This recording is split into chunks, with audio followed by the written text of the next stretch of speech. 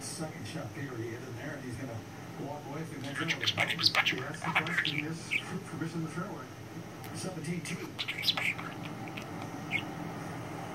Sean O'Hare with driver. Fire it down at the 10, down the left-hand side, avoid the water all the way up the right. Another one of C.D. McDonald's classic holes. It's all mystery water. And you want to bite off.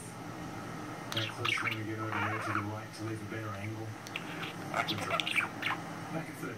Very confining look, isn't it? He touches the trees and out of bounds over there if it's clanking around. Oh, it did clank around, and he got a good break right there off the cart path down the hill. That's Bryce Mulder.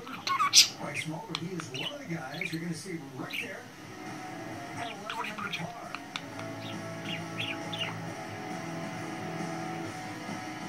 That's a curve versus return zero, Budgie. Get some sunshine out here, you can see it.